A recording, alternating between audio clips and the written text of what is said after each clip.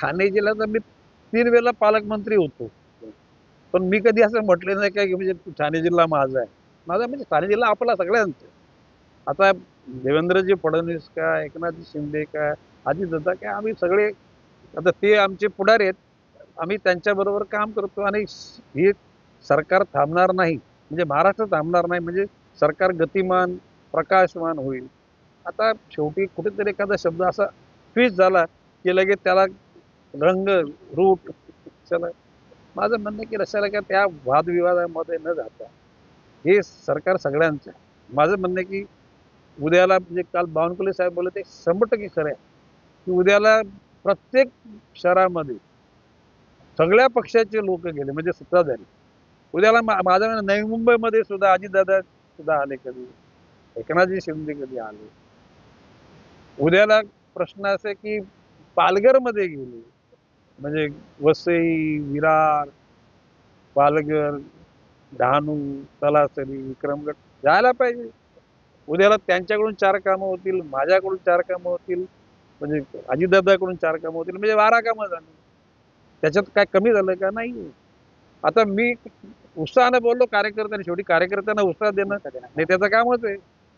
भाजपच्या कार्यकर्त्यांना मी बोललो, प्रश्न असा की मी नवी मुंबई पालघर जिल्ह्याचा पालकमंत्री आहे म्हणून 2 महिन्यातून एकदा नवी मुंबई तर दर महिन्याला होईल आणि ठाणे जिल्ह्यात सुद्धा 3 महिन्यांनी येईल. काय द्यायचं भाऊ का तिथे येऊन का निंदा अनालिसिस थोडीच करायची, जनतेला मदत करायची. तर नुकत्याच पार पडलेल्या विधानसभेच्या निकालानंतर राज ठाकरे साहेबांनी सुद्धा त्यांच्या जाहीर मेळाव्यात सुद्धा कुठेतरी ते निकालाबद्दल प्रश्न आता मला त्या खोलात नाही जायचं.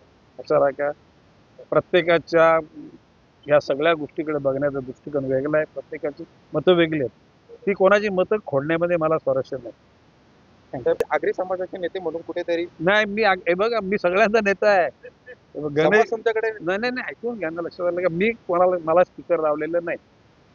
मी या संपूर्ण महाराष्ट्रात जिथं गणेश नाईकला हिंदू तर माझ्यावर प्रेम करतात, मुसलमान पण करतात, ख्रिश्चन करतात, जैन करतात, बौद्ध करतात आणि तुमचे शीख पण करतात, गुजराती पण करतो, राजस्थानचा, केरळचा, बंगालचा. तुम्ही या आमच्या नवी मुंबईमध्ये सर्वांना गणेश नाईक आपला वाटतो आणि तुम्ही विश्वासानं सांगतो मी जातो ना ऑल पार्टी सगळ्या कार्यकर्त्यांना गणेश नाईक आपला वाटतो.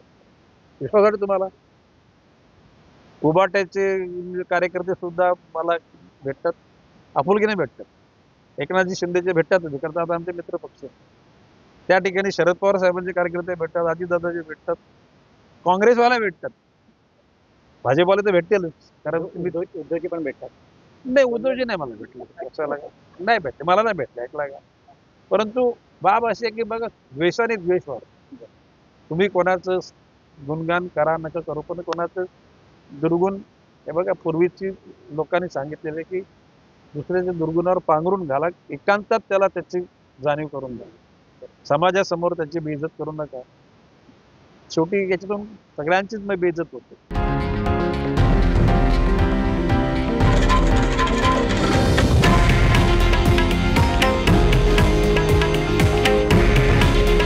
हे आहे देशातील नंबर 1 न्यूज नेटवर्क आणि आपण पाहत आहात TV9 मराठी. काळजी तुमची, हित महाराष्ट्राचं.